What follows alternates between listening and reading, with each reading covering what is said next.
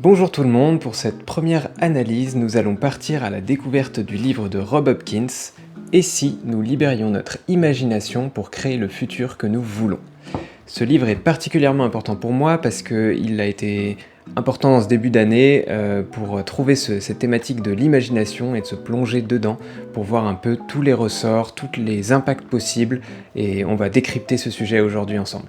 Rob Hopkins, pour sa courte biographie, si vous ne le connaissez pas encore, c'est un entrepreneur qui a cofondé le Transition Network et le Transition Town Totnes, là où il habite.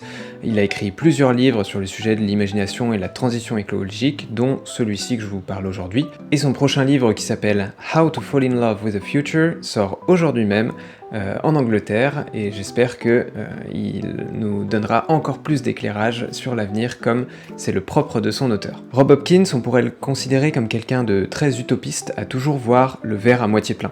Mais en fait, c'est quelqu'un d'abord de très réaliste, qui se base uniquement sur des schémas de transition réussis et des exemples concrets pour appuyer ses faits. Et c'est vraiment ça qui est intéressant dans ce qu'il propose. Bien que son livre Et si, What If en anglais ait été écrit juste un peu avant le Covid, c'est très intéressant de l'étudier aujourd'hui parce que ces apprentissages résonnent en fait beaucoup sur notre période actuelle pour le manque d'imagination qu'on a actuellement. Aujourd'hui, je souhaitais vous présenter les principaux points d'attention que je retiens à la lecture de ce livre, notamment pour voir comment l'imagination peut nous aider à nous projeter dans le futur davantage et de meilleure façon, notamment pour construire un avenir que l'on désire. Tout d'abord, dans sa première partie du livre, Rob Hopkins, il insiste sur la situation actuelle, qu'aujourd'hui nous avons besoin de faire de la place à l'imagination en rappelant un peu le constat, le What is today. Il l'écrit d'ailleurs à la page 201. À l'heure actuelle, la plupart des institutions qui façonnent le monde sont incapables d'imaginer quoi que ce soit d'autre que l'éternité de leur présence. Il montre d'ailleurs que des bancs de l'école jusqu'aux institutions publiques, il y a un phénomène de ralentissement de cette capacité d'imagination où elle est vraiment bridée, voire même éteinte dans certains endroits, où on empêche les gens de se projeter, de s'imaginer, parce que cette capacité est jugée trop rêveuse, trop illusoire et pas forcément utile dans le concret.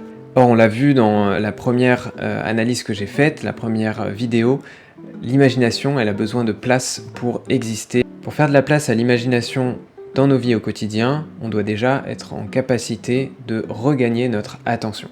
Un premier exercice que je vous propose pour essayer de travailler sur sa capacité d'attention, que j'ai trouvé dans une vidéo de Fabien Olicard, où je vous mettrai le lien juste en suggestion de cette vidéo. Le premier exercice consiste à évaluer sa capacité d'attention actuelle. Concentrez-vous sur une horloge avec une trotteuse. La trotteuse doit durer durant 120 secondes et vous continuez à la fixer durant ces 120 secondes. Au bout d'un moment, vous allez sentir que votre attention décroche, que vous allez penser à autre chose, que votre regard va dévier, et c'est à ce moment-là qu'on va se rendre compte de un peu l'évaluation de notre capacité d'attention actuelle. Il n'y a pas vraiment de chiffres qui montrent à quel point ça nous donne une bonne attention ou une mauvaise attention si on arrive au bout des 120 secondes, mais vous verrez que c'est assez intéressant de voir à quel moment on décroche. Moi par exemple, j'ai décroché une première fois au bout de 12 secondes seulement. Ensuite, j'ai réussi à me concentrer sur la fin de la première minute, et dans la deuxième minute, j'ai encore eu des saccades de mon attention qui déviait, mes yeux qui déviaient, pour penser à autre chose. Et ça nous donne déjà une petite idée de la faiblesse de notre capacité d'attention aujourd'hui. Le deuxième point qui est important dans son livre et dans cette capacité d'attention, c'est de découvrir son mode par défaut. En fait, il explique que dans notre cerveau, nous avons deux systèmes de pensée.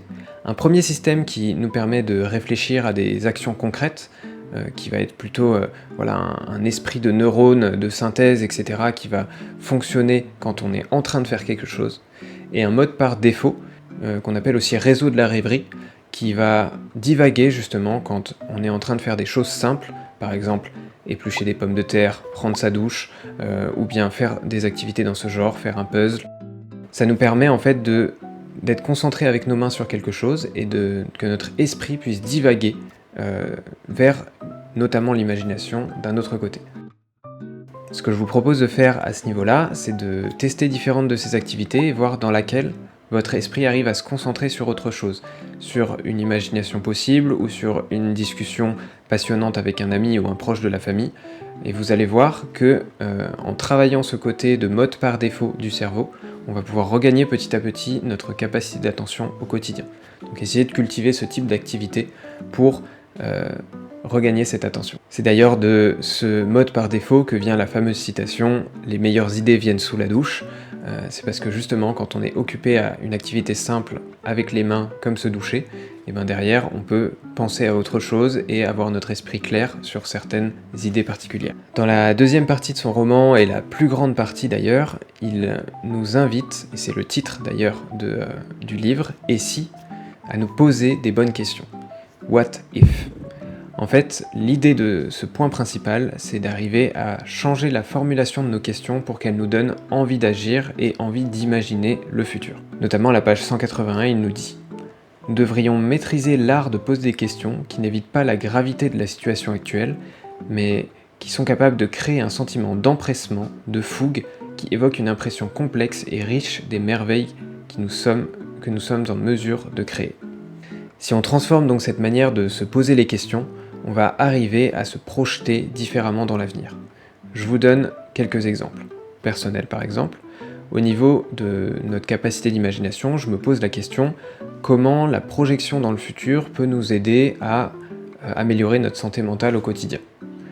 Et bien, si je reformule la question, ça pourrait être « Et si notre projection dans le futur nous aidait à soigner nos problèmes de santé mentale ?» Formulé de cette deuxième façon, le champ des possibles m'est assez ouvert et je peux trouver une infinité de réponses possibles plutôt que quand on est à une formulation peut-être trop stricte comme le suggère la première question. Un nouveau petit exercice là-dessus, je vous invite vous aussi à reformuler une question personnelle qui peut être sujet à votre avenir ou non, ou ça peut être des questions simples par exemple « Qu'est-ce que je vais faire à manger ce soir ?» Et bien essayez de le tourner de « Et si, par exemple, je mangeais quelque chose de différent ce soir ?» Et vous verrez que le champ des possibles va être automatiquement beaucoup plus ouvert dans votre esprit et ça va vous inviter à imaginer des solutions différentes. La dernière étape et la dernière partie qui est très intéressante dans le livre de Rob Hopkins, c'est transformer ces questions dans des hypothèses qui sont concrètes et qui nous donnent envie de les réaliser et pourquoi pas de réussir à créer ce futur que nous voulons. Et j'ai intitulé plutôt cette partie le côté « Why not ?» Pourquoi pas ? À la page 82, il nous dit « Et si nous mettions en place les conditions optimales au déploiement de l'imagination dans nos vies ? Qu'il s'agisse de nos domiciles, de nos bureaux, de nos lieux d'études ou de prière, de nos espaces de loisirs. Que feriez-vous ? Que changeriez-vous ?»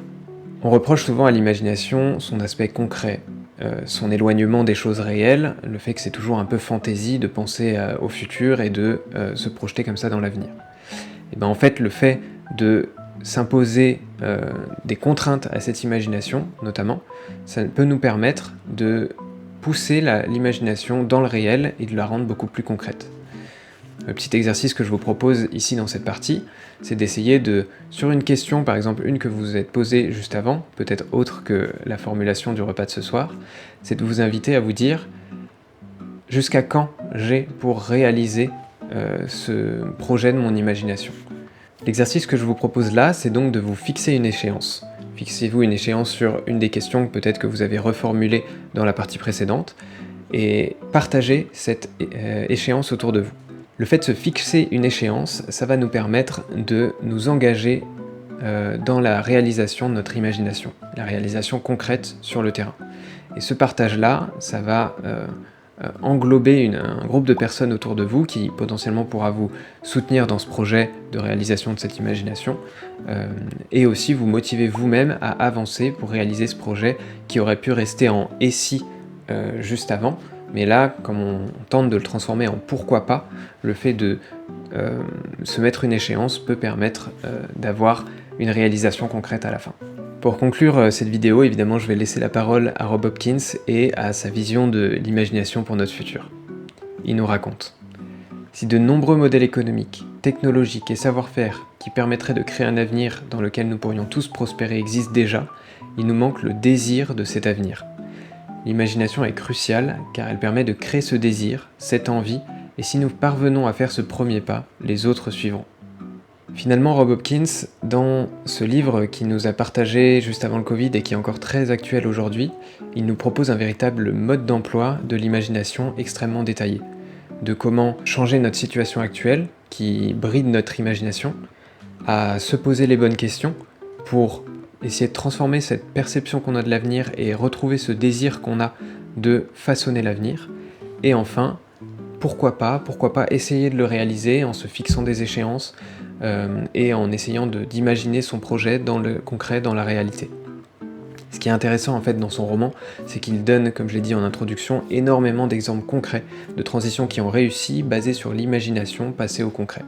Alors que ce soit des petits ou des grands projets, je vous invite à essayer de vous projeter dans cette imagination, dans cette réalisation de l'imagination, pourquoi pas en allant plus loin via ce livre de Rob Hopkins, qui peut vous donner plein de clés pour agir et pour avoir envie de le faire en se projetant dans le futur de meilleure façon. Si vous avez apprécié cette analyse et cette vidéo, n'hésitez pas à vous abonner à la chaîne pour soutenir mon travail, à laisser pourquoi pas un commentaire, à partager cette vidéo autour de vous et à vous projeter en faisant les petits exercices que j'ai proposés pour permettre de cultiver cette imagination au quotidien.